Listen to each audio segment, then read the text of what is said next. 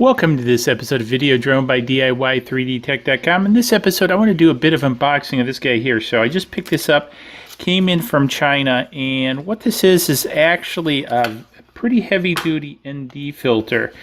And I've done a review on the polarizer, which I have on here. Now, in some prior episodes, I thought this was giving me some issues, and it really wasn't. What was giving me some issues, and you can see a little bit of it in here, and I have got to clean this out, is sand gets in here. Now, the crazy thing about it is I do operate on the beach, fly over water, and that kind of stuff quite a bit. But a lot of the, again, I'm landing on a landing pad and away from sand, but I tell you, the sand really tends to get in here. And I had a real fine-grained piece of sand get in the gimbal, and that was the problem. And the shaking actually dislodged the filter. So it really wasn't a problem with the filter. And again, I've got the polarizer on here. And what I have here, if I figure out how to open the box, not that it can be that complex, ooh, pretty, is this polarizer. So this is actually, I gotta remember what I purchased, an ND64. So this guy is pretty, ooh, I can't even get it in there, trying to get it underneath the, there you go. All right, I'm bumping the camera a little bit, but you see how dark that is? And I take it away and it's like, woo, it takes a little bit to adjust. This is, I think, the darkest one I could find, easily find anyway. And so you might be asking, why do I want something so dark? Well, the idea behind this is in conventional photography, one of the things that you use is an ND filter. Well, let's back up a little bit. So an ND filter is a neutral density filter. Neutral density filters cut the amount of light, so it's like increasing your f-stop, so into being smaller amount of light without reducing the actual aperture opening, because you have the aperture which opens and closes, which reduces light, and this keeps the aperture at the same depth of field but reduces the amount of light, if that makes sense. What am I trying to say? Let's go back and take a look at this for a second. So if we look at this, how a camera works, what we have is we have the sensor down here and we have the focal cone coming in here. So this outer solid line, this is at a full aperture, if you will. And notice the difference over here.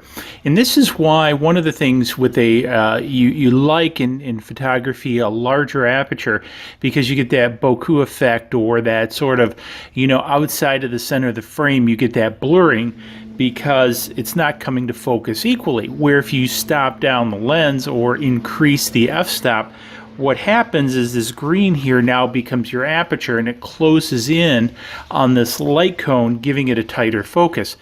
Now, what we can do with the neutral density filter is put this in front of this whole mix right here, and we can open up our aperture, but yet slow down our shutter.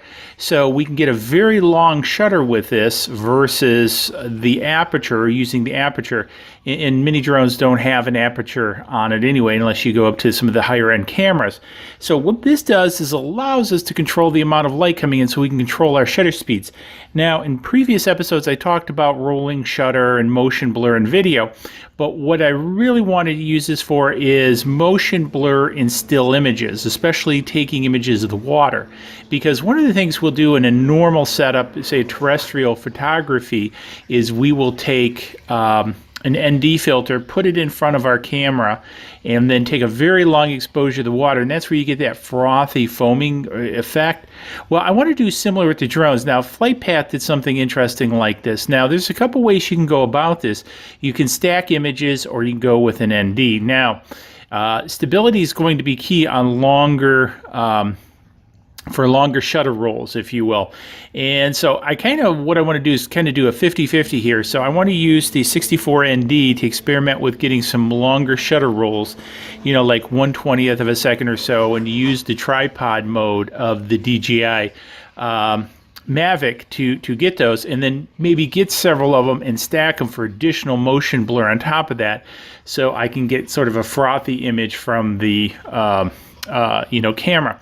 So again, this is more focused on stills than it is moving. So anyways, the filter fits on here very similar to this. It just slides on over top of the camera housing, and it looks pretty much like this. So we're going to kind of give this a shot in the field here in the near future. We're going to see how it works. I'll do some follow-up videos on this, and we're going to see how it goes. So anyways, hopefully you found this interesting. If you did, give it a big thumbs up. Also, don't forget to hit the subscribe button over there, and let me know what you're thinking in the comments below. Do you use ND filters, high ND filter numbers? What's your results? Let me know. Cheers.